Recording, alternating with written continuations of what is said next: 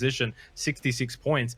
They're only 22 points away from 8th place. So sometimes that leaderboard position can be a little bit misleading as we finally get the countdown underway for match 1 this evening. 8 games remaining. It's match 17 for PCS 3 8-pack. We can finally now kickstart the final weekend. Day number 5. And some pretty important matches to be played here. For LG Divine, they currently lead Buriram United by just 9 points. It's the closest it has been since, I would imagine, the first round. If we go back to the very beginning of PCS 3 APAC Edge, LG Divine won the first 2 games. They won 5 out of the first 7. So from the very beginning, they've had a pretty decent gap. It hasn't been this close at all, as I said, since round 1. Yeah, and it's pretty surprising that it's been brought back realistically as quickly as it has been, but that just goes to show really how strong your teams are. And from our point distribution, like, even outside of the top 3, it's just so close, because you were saying before it's like 22 or 23 points for the likes of Hydra Gaming to put themselves up into top 8. That's incredibly close. Like, you never see it that close in PUBG tournaments generally. Yeah. Obviously, they're in the 14th position. For Ferox and Unicorn, it's a bit further away, not as close. But who knows? 8 games to go. You can sort of rectify the season a little bit. One thing we saw last week was the M16 and these parachutes to Succession. That was Algen bots from Angel Alliance, who actually got 2 knocks, Edge, if you can remember, in 2 games back-to-back onto the parachuting player. Didn't result in much, but it was still really cool to see. In this case, though, it is going to be Hexagon who, well, does take a bit of chip damage, almost about half health from the future, but over at Hacienda does manage to land safely on the ground. Look at Namsi just sort of rummaging here for LG Divine. No surprise we sort of go over to them first and have a bit of an overview here. Miramar has been a good map for them. In saying that, they've been really good on both Miramar and Erangel to good degree. Of course, they started off immaculate, though, on Miramar for PCS 3 APAC. 4 of 4 rounds. They won all 4 of them on Miramar. Really, since then, though, it has dropped off a little bit in terms of their point averages. And obviously, the wins have also dried up as well since weekend number 1. And I think that's going to be what they need. I'm calling it. They've got to get at least 1 win this weekend, or they won't win. Yeah, I'm absolutely on the same page here. I think they need it. I think they're games that they haven't got wins, and they get to the late game and they just don't get enough kills. They'll get a couple of kills here and there, but then you've got Fury and Buram, who all they need is, you know, that 1 game to put themselves back up or over you at this point. So I think they need a win. If they're going to get a win, it's probably going to be on Miramar. I think what they showed earlier in the tournament was pretty much an outlier, right? You'll probably never see that really happen again, especially with this level of competition. So the likelihood of LG Divine coming out here tonight and getting a win, I would say, is pretty unlikely, but it is PUBG. It is. Sometimes the strange things take place over the more expected. One thing to note as well, for those who might have had a glimpse of the map, of course, it's been a very regular occurrence on Miramar here for PCS 3 APAC, but Los Leones does feature both Fury and Purple Mood. They share it pretty much. I guess they've got a nice little safe word. No one really entrenches on the opposing territory. We haven't seen a single skirmish. It is a very large city. Fury typically on the west side, Purple Mood usually on the east side. Fury will also enjoy this current first phase 1 circle right over Los Leones. La Bandita up to the north, which is where Bay are currently pushing into. And the team we didn't touch on, we didn't probably get to the teams around 12 to 9, which is From the Future, Victim Rise, Bay, and Magic Esport. They're all sort of limbering around in the middle of the pack. Bay, though, has been the biggest drop-off, especially from PCS to Edge. Last weekend was not a good weekend for them, and they've dropped from what was the first weekend placing in the top 5, now down to 10th. Yeah, that's right. Bay really hasn't had the tournament they were looking for, and they kind of seem a little bit out of it compared to how they normally would play. They've been trying to do a lot of their old strategies and and third partying fights, but they've just been caught out in a lot of them. So this definitely hasn't been their tournament. They do have a lot of potential, but I think for them here, they just need to really reset, take their time, look at how they need to play these circles, and then just try and get whatever they can out of each game. Jukesy from Bay looking to rectify what's been a sliding trend. Other part of it as well is that Sophia has had an amazing event from an individual standpoint, and unfortunately just hasn't really had a whole lot of help. Loki's not going to get any help here with LG Divine just sending it straight into the compound. I think obviously for Loki's understanding the situation, probably would even know that it's LG Divine. How many teams in this lobby sort of breach compounds phase 1? LG Divine is a rare breed. They will do it. They do it regularly in phases 2 and 3. And in this case, they came from the more northern direction, and they've taken a pretty decent compound. In these fields, though, it's very open. But if this is something that's going to be easy to take, like it was, I mean, Loki's basically gave them no sort of defense, then this has just been a really good rotation. And this is what LG Divine accomplish. Night in, night out, game each one after another, where it looks like they get fed in the later circles, but it's these early positional decision-making plays that they do that gets them that rewarding circle play. Absolutely. Like, this compound here is a very, very high tier compound. If this circle does come back towards the northeast, you'd almost guarantee that it'll be in the final 1 or 2 circles. So taking it now, taking it early, not only does it secure you a good rotation, even if the circle goes off you, it secures you a really good ending zone. And that's what LG Divine's been really good at on Miramar, is getting these high tier positions and holding them. They don't worry about taking them early. They'll take the fight. They're pretty confident in their close quarters fighting. So that's what they'll do here. And they've actually, looks like they've pushed Bay off another position right now. So very, very strong play and confident play coming out from Divine, and that's pretty scary. Yeah, that's Levi's as the solo is going to get a bit of backup from JN, pushing out now for LG Divine. We'll go and glimpse at Fury.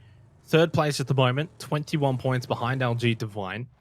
Not going to see much of them, I guess, at the start here, looting in Los Leones. They've just sort of held around the edge. Angel Alliance close by, further out to the west. Just north of this is Cerberus as well, a team that's in 6th position now, looking to, I guess, leapfrog into the top 5. They're certainly not that far behind in doing so, and definitely one of their better PCS events in 2020. A team that always has high expectations, a team that in past events were considered contenders, a team that could win, but always falls short. This has definitely been one of their better performances throughout 2020 so far, and we'll see if they can finish on a strong note too. Absolutely. I mean, getting that win early on is a big breath of fresh air for Fury and for Fury fans, I'd imagine. So it should be a little bit of a confidence booster knowing that they can get those wins, that they don't always have to just get the high kill games to sort of to pull themselves back into it. But I think they need a little bit more and maybe another win here to push themselves into that first place coming over these last 8 games. We got ourselves a bit of a donut circle for phase 1. I say that because essentially Los Leones is like the mini circle. No one's really going to go in there. It's a black hole on this circle, which does push everyone outwards a little bit rather than having that dead center location available. Phase 2 can change that, provided it doesn't remain central on top of Los Leones. But you can kind of see the teams just surrounding the major city. And that northern shift does change that central location, and it makes La Bendita a really big factor for the remainder of this game. High elevation, good place to hold. Don't necessarily want to go inside of the crater, definitely not early on, but VTR from the future, Bay to a degree, all around that sort of position could make the move for it early. For LG Divine, they got a decision to make as well. They moved from that compound they originally took. They probably go over to Levi's, who made that push earlier, and make a play from there. Fury, do they just stay on the north side of Los Leones? Most likely. Where do you really go from here? A lot of teams committed more to the south edge, so we're going to be seeing a lot of rotations. Don't be surprised if we see some knocks, see some kills, that kill feed potentially light up over the next minute or so. Absolutely. This is a very common common circle at this point, and Fury has stretched out a little bit, but generally you'd see this end around the crater that Cerberus has got themselves positioned at. So a really strong spot there for Cerberus. They've actually put themselves inside the crater now. Mm. A lot of teams will try and position around that area in anything that's currently viable for them to take.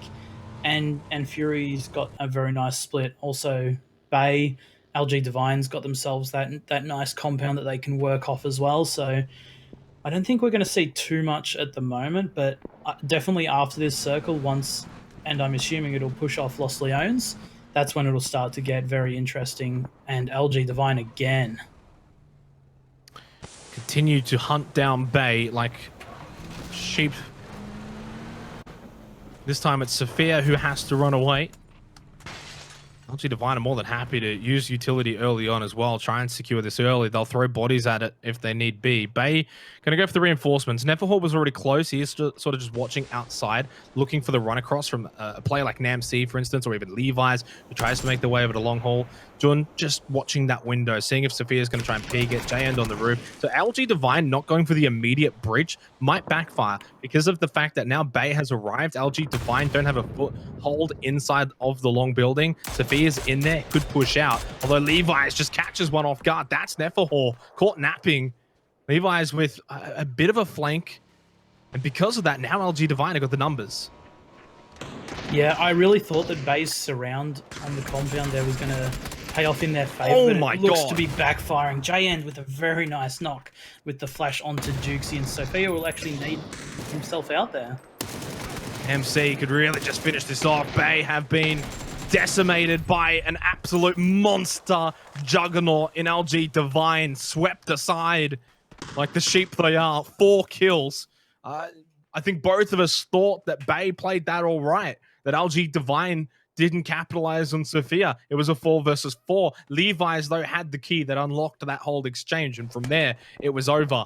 As soon as that knock happened, Bay just fell like flies, and they're probably going to continue to fall on the leaderboard after this game as well. VTR from the future, not too far behind them. And it's, again, just another early exit. And this is really dangerous for teams because Divine are just looking so confident. They don't care. They just want to take that fight. They'll take it for position, and they've got themselves such a strong position. Depending on what this circle does and it comes back, this could be another win for LG Divine, and this is what our teams definitely don't need. Yeah, if you're Bureau Ram, if you're Fury, Division X, you don't want to be seeing this from LG Divine right now. This is an amazing start for them, of course, though. For the 73% of you guys at home who chose LG Divine for the Pick'em Challenges, this is an amazing start, and this could get even better for the LG Divine fans because Insight's about to die. There's no way out of that. Pinch from both sides, just moments, and Los Santos will punish him for that maneuver. I'm not sure exactly what was in the mind there, maybe just anticipating that no one had taken this rock formation north of Los Leones. Obviously, this is going to scare off the rest of Fury away from this position. Well played from Purple Mood. They continue their form from last weekend. Nice early kill. We transition over to Cerberus, pushing on to Ronan and White and Kamukau. Fury, of course, have just lost Insight, and they don't even have Flood at the fight just yet, still driving around. So it's a 2 versus 4 as it stands currently. Nade in hand for Waiki Kamukau, primes it. Oh my god, Flood just got sat down by Salolzi. Cow has too many just rushing at him. Isaki and Basil all at once. Ronan coming with the flank. There is 2 knocked, can get at least 1 execution. Although I think Ronan outnumbered, outgunned, and unfortunately is going to die here unless he can pull off something clutch. He went for the Axie onto Salolzi. At the very least, Ronan did pick up 2 kills for Fury, but it's not going to be enough when you look at what LG Divine have already accomplished in this match, what they're most likely going to set out to do with the position they have. Not the start to the weekend they would have liked. 7 games remaining. They're by no means done, but it's going to be a continued climb up a very, very tough hill. Yeah, that was such an interesting play from Fury there. They went for that no information rotation, just believing that no other team would be up in that high ground area, but it just backfiring for them. And because they did leave their compound, they were just backfilled instantly. So really, really unfortunate there for Fury, but they still have plenty of games to go, and it's by no means over yet. So they'll be just they'll be just looking to have 3 good games to end off this tournament, hopefully, and then see what tomorrow brings. Definitely. Mip and Zuzu from the future in thereabouts. A good opportunity now presents itself for from the future to try and get themselves into the top 10. Only 6 points behind Bay, who are of course out.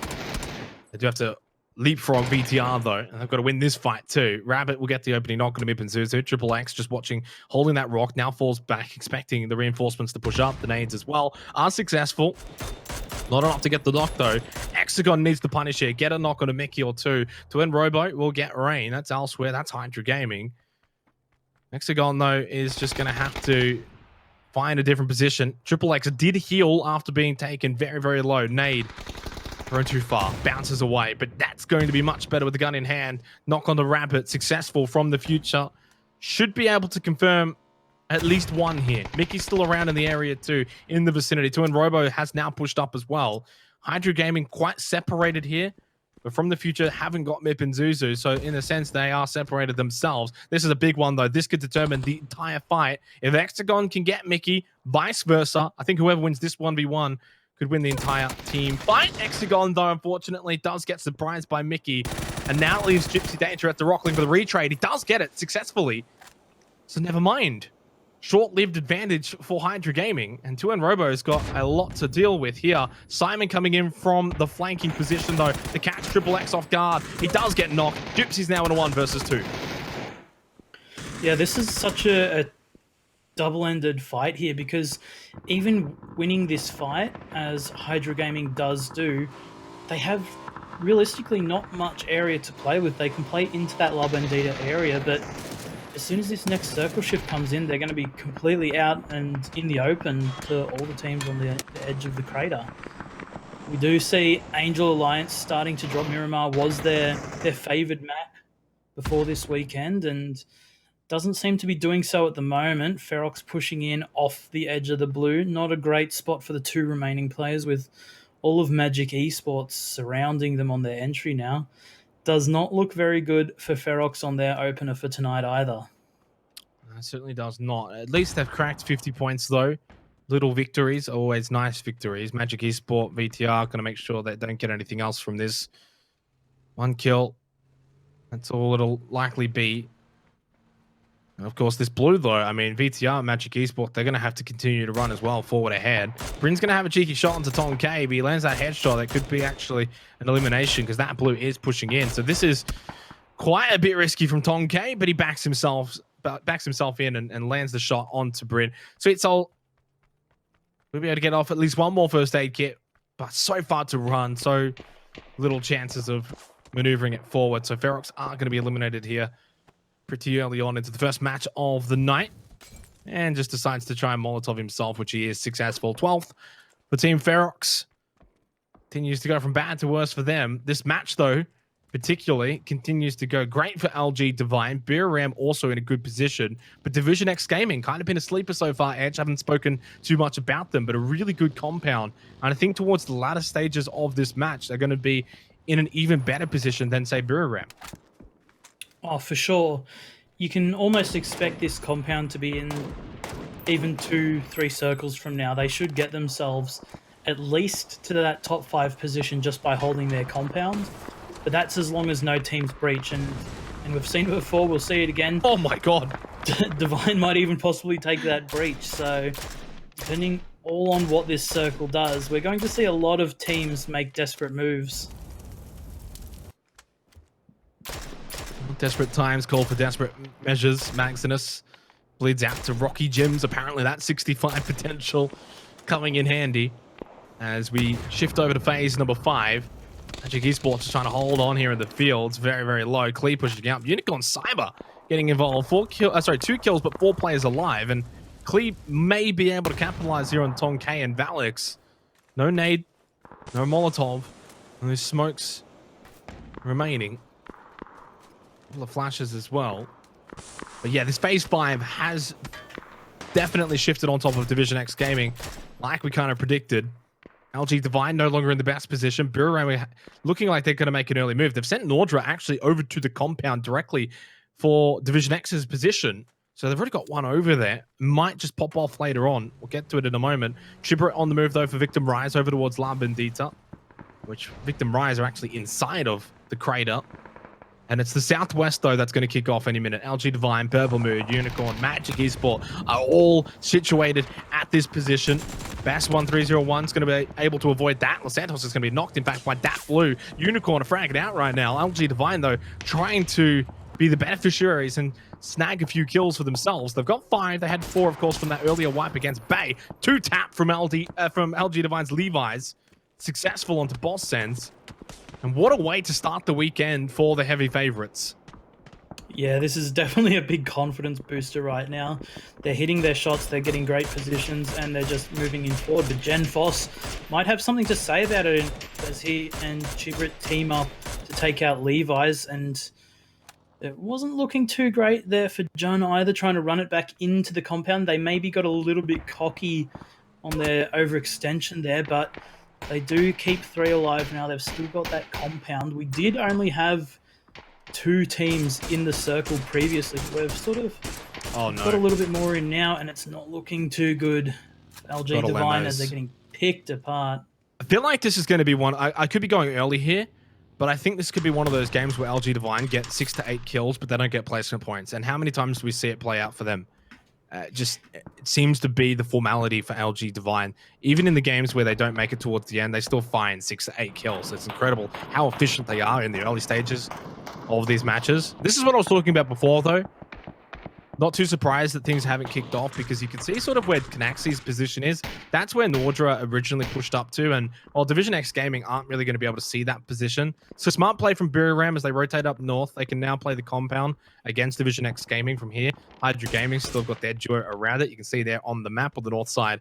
And this phase 6 that's going to come is going to basically spell the end for LG Divine, Unicorn, Victim Rise. Also, it's going to be very difficult for them because this is just open field. It's just open territory. And LG Divine, despite having 3 players up, at best they maybe find a few kills edge, but where else do you go to try and get placement points in this game? I mean, considering though there's only 9 teams left, LG Divine could potentially hold on and just hope that one of the teams with 1 or 2 players left go out now, and they could actually find 1 or 2 placement points here along with their current 6 kills.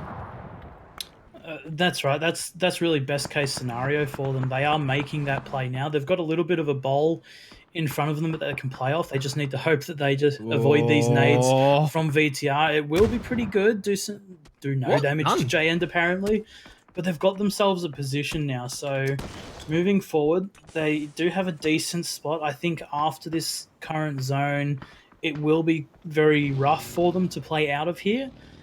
But I think, in all honesty, Buriram's kind of got my favorite spot in this zone with the really big trench outside of Division X's compound. Well, they're just going to sort of camp Division X as they come out of the compound eventually from Canaxi's position. They can just sort of watch as they come out. Canaxi actually finds a knock on Veronica that's on the other side of the circle. So even from this position, Buriram can actually have an impact on the teams towards the south side of the circle, along with the fact towards the late game they're going to be able to hinder Division X too. So a good position too is Victim Rise continue to push on to LG Divine. That's SnamC flushed. It's just Jun and JN left. They do outnumber Samoy in the smokes here. Chibrit, they're looking for the retrade, at least try and get 1 for 1. JN knows one that lands the tag onto him. LG Divine, they find kills. They find a way to get points in situations where they're not in an ideal spot. They're not fed. They haven't got a compound, but they just scrap along. They get the points they need to achieve in the games that maybe don't go the best of way. I mean, they had to fight to get the elimination onto Bay. They pushed and pushed. They made their own luck in that regard. And then the same has sort of happened as well. This is going to be a sort of staple that they can do it when they don't get fed. And when they do get fed, they capitalize. They just do it regardless. And they're showing it again. They get placement points as well. 8 teams left, 20 alive. Absolutely. And that's what PUBG is all about. It's about finding not only how you can win the game, but if you can't win the game, how you can get the most points possible out of that game. And I feel like Divine's one of those teams that are actually really solid at doing that. They don't rely entirely on the wins, although it does help them a lot, but they can get the kills and can get a lot of placement points. Maybe not even being first, but just coming in at those other placements. As we see our following circle, Buriram. Beautiful spot. VTR, LG Divine, Day Trade, and Unicorn are in kind of a rough spot right now. With their only option will probably be to breach the hut that Cerberus is currently playing. Certainly, in terms of a long-term strategy of running out of ideas, they've got the current strategy, which was the ball. It worked out well for Phase 6. Not going to work well, though, for Phase 7. Division X haven't really been able to achieve much. Just the 1 kill. Of course, they've also now got the 1 placement point. I kind of suspect that they will get more than just 1 placement point from this match. Buriram, though, 4 kills. They've been able to sort of match LG Divine. It was a 9-point deficit. They're now 12 points behind LG Divine, so it hasn't really ballooned out, fortunately for Buriram. Unfortunately for Fury, they're going to be looking at a 30-point deficit now with 7 games to go. Fergus does get Simon, and these are the kills that Division X really need to acquire towards the end of Phase 7, because from Phase 8 onwards, they're probably going to get camped by Buriram, and it'll be very difficult for them to find more kills. Yeah, that's right. I was going to bring up that we had 2 teams still with 4 players, but as I was even thinking it, Buriram lost a player on the edge of the zone to one of the Unicorn players. So Buriram down. They do get a little bit of revenge there as he takes down Klee. So Buriram still lighting up that kill feed. Victim Rise starting to make their move towards Division X as LG Divine push on towards Cerberus, but will get taken down by the Molotov and the teamwork of Nordra there. So LG Divine out in 6th place. They will pick up 2 points. They do get a little bit more of a buffer. But look at this, though. Like, that deficit, I said it was 12. It's already back down to 9, right? So this is going to be a successful game for Buriram United. The deficit, which was 9 points, it's going to be improved upon in their own favor as Edie does eliminate Kamals. I'm pretty certain a win from here with a few more kills will get them top spot. Although Nordra has been knocked, and well, Division X, to their credit, have actually come out of this compound and done quite well. They haven't finished off the good work just yet, and as I can see sort of on the map, it seems as if Cerberus and Buriram are both going to sort of pincer Division X here towards the end, so even more work to do. But getting Nordra up is crucial for Buriram's success. If they're going to be able to win this match, Division X will get the revive as well, and Nordra will be successfully picked back up. So 4 versus 3 versus 2. And Su Bang and Basil for Cerberus in that shack have been fed the circle for phase number 8. They could very well win this game. Absolutely. Canaxi for Buriram actually holds such a pivotal position right now. And as I say that, he gets taken down by Fergus. If Canaxi was able to stay alive there, he would have been able to just third party from behind the fight between Division X and Buriram and potentially help out in Buriram's clearing of Division X. But with him out, all leaves it up to now is Nordra and Edie. So they've got a lot of work ahead of themselves against 4 of the Division X players who are seemingly on fire right now. Yeah. Long K is going to push out, look to try and finish this off once and for all. It's been 7 kills there for Buriram. A successful game, regardless of this ending here. There's number 8, though, from Nordra. Another point going the way of Buriram, and it makes it even more difficult for Division X now. Only the 3 players. Nade in hand for Nordra. Are we about to witness something really special with that nade? We are. It's a nade knockdown onto IQ 500. 1 more to follow. It will get the confirmation. It will get another knock onto Neil as well. What a play from Nordra. And he's gonna finish them off. That's it. Cerberus win through essentially just being the last one standing, literally.